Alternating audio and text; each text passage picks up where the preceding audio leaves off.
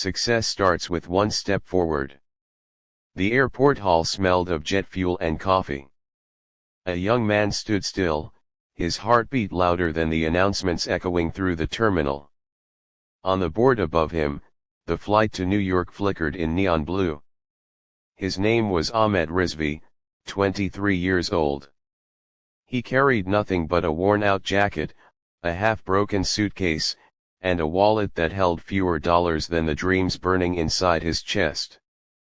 Back in Pakistan, he came from a small town where the streets were dusty, the electricity unreliable, but hope stubbornly clung to people's faces. His father, a retired schoolteacher, tried to stretch his pension over medicine and groceries. His mother was ill, her breathing heavy and labored. And his two younger sisters looked at Ahmed the way children look at a candle in the dark, fragile, but their only source of light. "Beta, just take one step forward. The rest, God will open the way." Those were his mother's parting words at the departure gate. They echoed in his ears now, louder than the roaring jet outside. The first day in America. New York was everything the movies promised: skyscrapers cutting the clouds, streets glowing with neon signs, people moving so fast it seemed as if time owed them money. But dreams look different when you're standing in the middle of them with an empty stomach. At the motel desk, they asked for his passport. At the job interview, they asked about his immigration status. By the third day, when his wallet was almost dry, Ahmed realized something painful: coming to America was easy. Living in America is the real test. He hustled wherever he could. He washed dishes in a cramped diner until his hands cracked from the hot water. He carried bricks at a construction site where the foreman never learned his name. Each time, the work ended with the same excuse: "We can't keep you without papers." The first trial. One freezing night, Ahmed sat on a subway bench, hugging his jacket tight, trying to pretend the cold steel was a bed. An old man approached, limping slightly, and sat down beside him. "You look new here," the man said, his accent rough but his words kind. Ahmed turned his head. "How do you know?" The man smiled, showing missing teeth. "Because I was once new too." He extended a hand.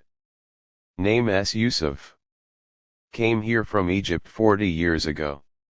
That night, Yusuf bought him coffee from a corner stand and shared his story: how he had once slept in the same subway tunnels, how he had worked as a cab driver for decades. "Listen, son," Yusuf said, staring at him with eyes that had seen both hunger and survival. "This country doesn't give you anything for free. But if you keep walking, one step at a time, it will open doors. Quit, and it will crush you." The temptation. Days bled into weeks. Ahmed finally found steady work at a warehouse, moving boxes for long hours. The pay was small, but it was honest. Yet rent, food, and sending even a little money back home left him with nothing. One evening, a fellow worker named Carlos approached him outside. "You work hard, my friend. But hard work doesn't make you rich here. Quick money does." Carlos showed him bundles of cash, too much for someone who worked the same job. Soon Ahmed learned the truth: stolen electronics, resold in the black market. For the first time since landing in America, temptation whispered to him. One job, just one. That could cover his mother's medicine for months. His sister's school fees. His own survival. That night he stared at the ceiling of his tiny rented room, torn between desperation and dignity. His mother's words echoed again: "One step forward." But which step, toward money or morality? The fall. Ahmed gave in. The first job was quick. He drove a van, picked up boxes, delivered them to a warehouse. He kept his head low, his mouth shut, and his pockets suddenly heavier. For weeks, he lived two lives, the tired immigrant who moved boxes by day, and the quiet accomplice by night. The money was intoxicating, the relief overwhelming. But crime has its own clock, it ticks louder the longer you ignore it. One night, during a delivery, the van was stopped by flashing red and blue lights. Police. Chaos. Carlos bolted. Others ran. Ahmed froze. Within seconds, handcuffs snapped around his wrists. As he sat in the holding cell, fluorescent lights buzzing above, shame washed over him. He imagined his mother's fragile smile, his father's quiet pride, his sister's hopeful eyes.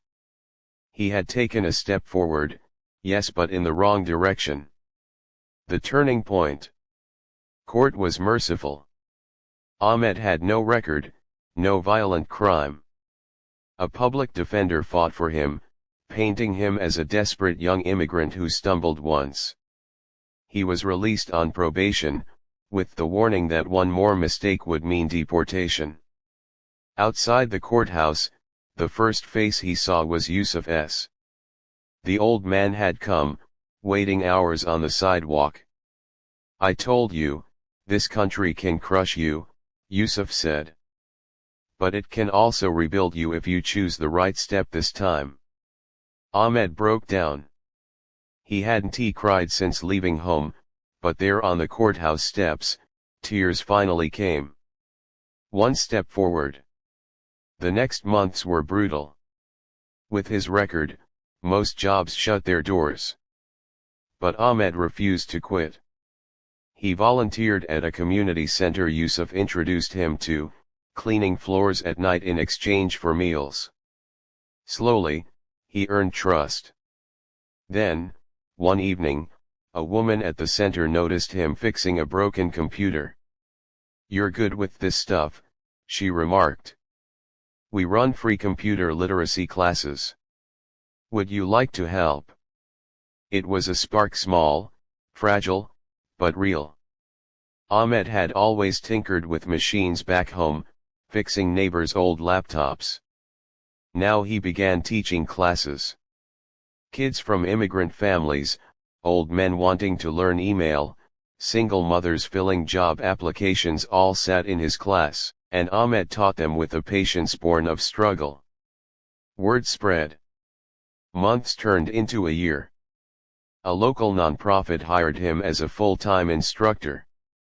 From there, he built connections, earned certificates, and step by step forward, always forward, Ahmed rose. The full circle. 5 years later, in a crowded auditorium in Queens, Ahmed stood at a podium, a microphone trembling in his hand.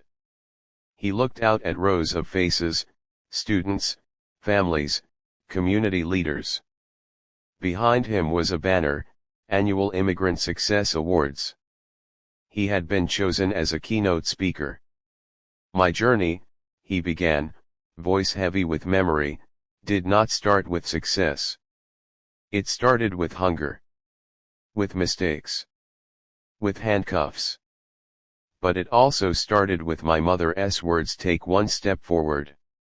He paused, scanning the room, eyes shining. "Sometimes that step is the hardest thing you'll ever do. But if you take it even in darkness, even in fear, it can change your life. Success is not built overnight. It is built one step at a time." From the back row, Yusuf sat clapping, his wrinkled hands trembling with pride. And somewhere, thousands of miles away, Ahmed's family gathered around a flickering live stream, their small living room lit by a laptop screen, tears rolling down their faces as they watched the boy they once sent into the unknown now standing tall, proof that success does indeed start with one step forward.